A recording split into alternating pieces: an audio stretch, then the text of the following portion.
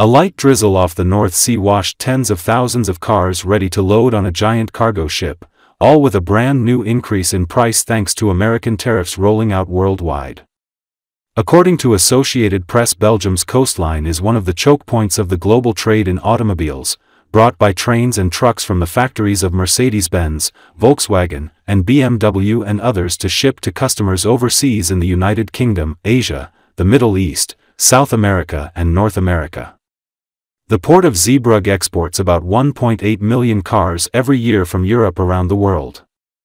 And at just one terminal run by Internation Car Operators, about 70,000 cars sat waiting on teams of drivers in white gloves to drive them into a massive container ship shaped like a shoebox. When Trump initially announced global tariffs on cars, manufacturers scrambled to get their vehicles to customers before the tariff deadline. But following an agreement between Trump and European Commission President Ursula von der Leyen, the uncertainty is giving way to business as usual, just with a heftier price tag for consumers. The auto industry in Europe celebrated the deal, but cautioned that more negotiations are needed, noting that higher tariffs from the US on European cars will continue to negatively impact the industry.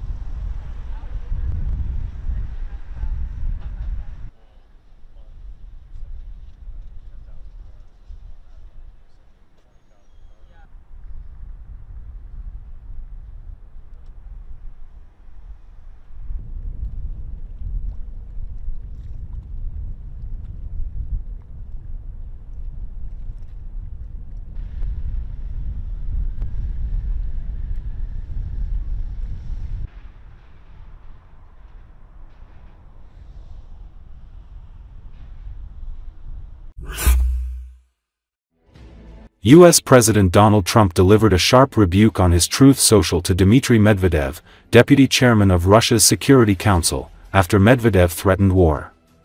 Trump warned that such rhetoric is dangerous.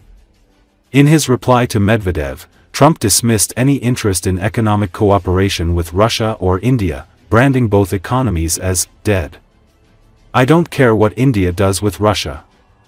They can take their dead economies together, for all I care," Trump wrote. "We have done very little business with India. Their tariffs are too high, among the highest in the world.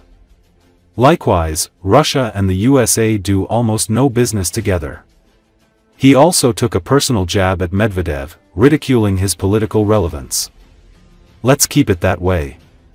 And tell Medvedev, the failed former president of Russia, who thinks he's still president, to watch his words. He's entering very dangerous territory."